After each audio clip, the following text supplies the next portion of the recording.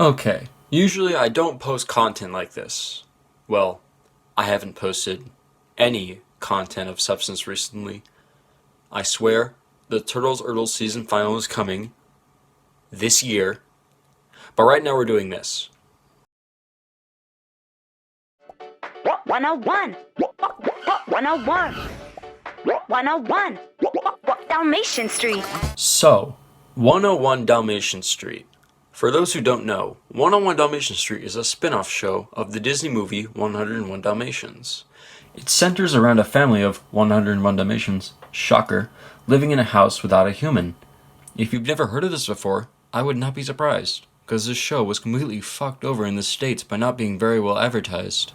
If you know of 101 Dalmatian Street, there's a good chance you didn't learn about it from Disney themselves. This show is purely at the moment spread by fans who still watch it. I personally found out about it when I was on Reddit and found someone talking about it. I at the time didn't check it out because it didn't really seem like my kind of thing. A few months later, however, I found a few full episodes up on YouTube and I thought I'd give it a chance. And I ended up binging the entire series in the span of a week. Come, Deepak, come, Deepak. I feel this goes without saying that I really enjoy this series. It's probably one of the best modern day cartoons I've seen in recent times. It really is. They had me encapsulated, just craving more of this good content. Most of these episodes are super entertaining to watch, and the team working on it clearly knew what they were doing and were very passionate about it. This wasn't just a show thrown together lazily to make money. The team working on it clearly cared about what they were doing, and in this day and age, that's really rare with other shows. The team made a point to specifically only watch the first 101 Dalmatians movie to base the show off of, and if that doesn't say anything, I really don't know what does. Characters. Let's get into the specifics of why this series is so good. Well, with the title 101 Dalmatian Street, you'd assume that there would be 101 characters. God no, what do you think these people are, insane? There's only 163. Okay, all jokes aside, most of these are just background characters who don't speak. But it's still a very nice detail that they took the time to individually name each Dalmatian. Gotta love Diesel, Darcy, Derek, Duchess, Duke, Duck, Duncan, and Drake. Seriously, if I had a nickel for every time a character shared a name with a Thomas character, I'd have so many fucking nickels. Now, for having most of these characters only appear in the background and not speak, they still have a good amount of characters who are actually, well, characters. And all of them are very memorable, and each character gets at least one episode to have as a main, or at least a prominent supporting character.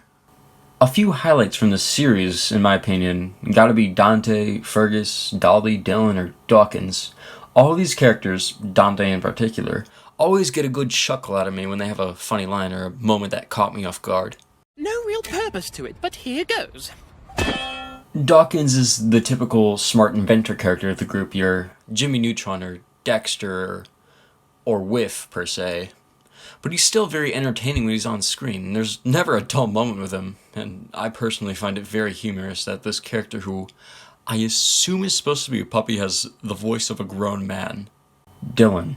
Dylan is one of the two main protagonists of the series, and he's a very likable main character. Or for me, anyway. Personally, I find him really relatable, because I look at his obsession with space and think, oh shit, I have a hyperfixation as well! Burgess seems like someone I'd be chill with. I just want to sit down with Mans and watch Interstellar or Martian or something. Burgess seems like he'd be very entertaining to just listen to. Dolly, now, is the exact opposite of that. She's crazy, immature, energetic, and when paired with Dylan, it makes for some very fun banter. My personal favorite in the series has got to be Fergus. Fergus, he's not as fleshed out as the other ones, but he doesn't need to be. Fergus is the second main character who Dylan interacts with. Fergus is the typical cool dude, if you will. His main episode, Fox in the Doghouse, is a very good episode, and it only cemented him as a favorite character for me. Some honorable mentions of the series are Delilah, Deepak, the Dimitri Trio, Diesel, and Da Vinci, who are all very fleshed out and fun characters.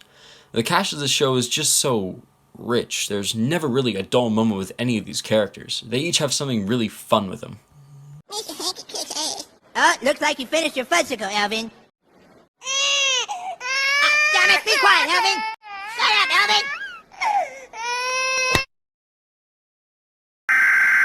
Okay, so here I'm going to start going into the spoiler territory, so if you want to experience this series for yourself, go watch it and then come back to this video when you're done. But if you don't care, or have most likely already watched it, then go ahead and stick around. And this section is similar to the characters. I'll list off a few of my favorite episodes and my thoughts on them individually. Flea-mageddon. So basically while Dylan is talking about a space rock, he finds out that the pups have fleas. And being within such a small house with so many dogs, fleas would spread like wildfire. So whoever has fleas is put into quarantine. The basement. Release me! Eventually, the entire house gets infected with them, only to find out that their next door neighbor put fleas in the space rock Dylan was talking about earlier to sabotage the family. However, she does end up getting her comeuppance at the end. This episode is probably my favorite out of what I call the spooky batch. While title-wise, you are never going to be able to beat The Walls Are Alive. He's in the walls. He's in the goddamn wall! Plot-wise, I find this one more interesting due to the cast and the sheer atmosphere to it. The Doghouse. This episode centers around the next door neighbor, whose name's Carissa, getting animal services called on the family, and Delilah, the mother, who is across town, has to manage to bring an unconscious human back to the house to make it look like as if nothing was wrong before animal services come. This episode is non-stop action. It goes 110% chaos almost all the way through. You'd think that would mean pacing is rushed and overstimulating, but no. The team working on it knew just how much energy to put in to not bore the audience, but also keep them engaged. Fetch. This episode is about Dylan buying a robot assistant whose name is Fetch. Eventually, the entire family finds out that Fetch is useful, and they decide to get their own Fetches without Dylan knowing. Eventually, all hell breaks loose, and they end up having to get rid of all the Fetches. If you are just starting out the series, I recommend starting out with this episode. It sets up the overall tone of the show, and each main character gets a chance to shine. The DeVille Saga. You cannot mention 101 Dalmatian Street without mentioning how they handle the DeVilles. They do not hold back on anything when it comes to Cruella. You'd think that with a modern kids cartoon they wouldn't show Cruella at all, or at least lower her plans to something more family friendly. Nope. Cruella is Cruella here, and they use her to her full potential because, boiling her down to her most basic character traits, she's a heartless person who wants to kill puppies. And that's exactly who she is here, and it's glorious. Dare I say, Cruella felt more like Cruella than in that one live-action movie she was named after. I want to see a Cruella movie, but with this version of Cruella. Now that would be gold. Then there's Hunter. Hunter is basically what I thought Cruella was going to be. Hell, at first I thought this was Cruella's replacement. But Cruella only appears in the last 2 episodes. Now, don't get me wrong here. Hunter is still an entertaining character. But he's nowhere near Cruella. These episodes give the perfect final to the series. And if this is truly the end, then I'd honestly be satisfied. Speaking of final, this segues me into my next topic.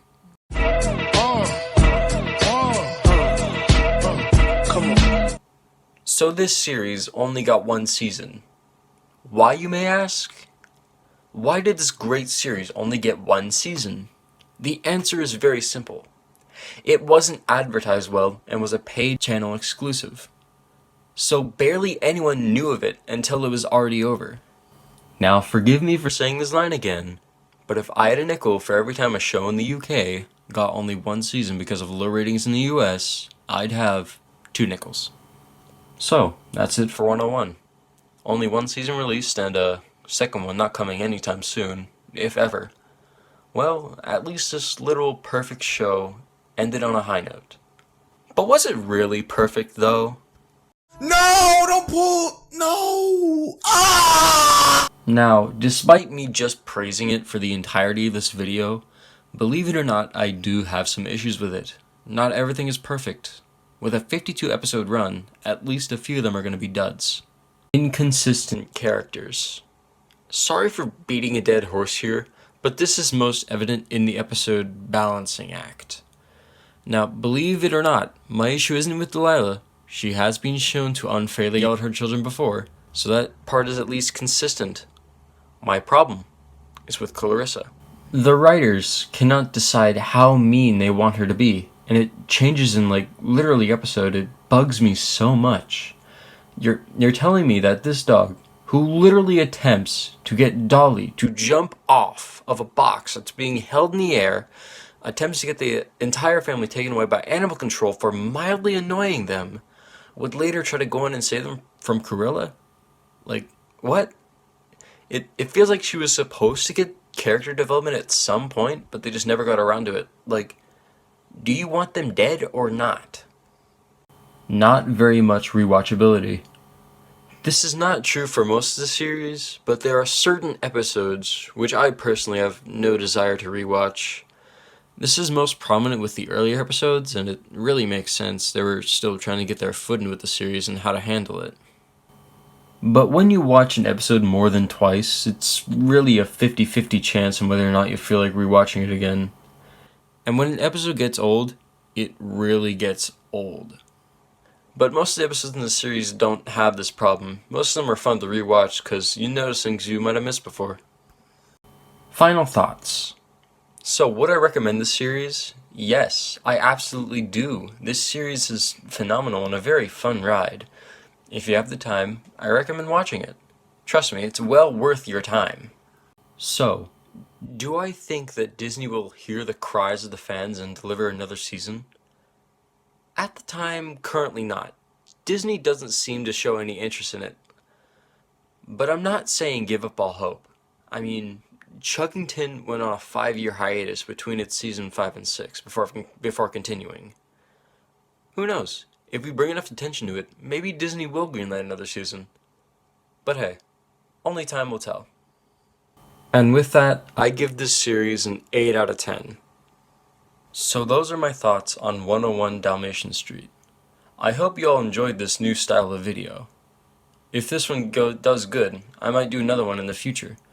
There are a few other shows and movies that I'd like to talk about in this channel. So if you do like it, leave a comment and leave a like. And with that, I will see you guys in the next video. Goodbye.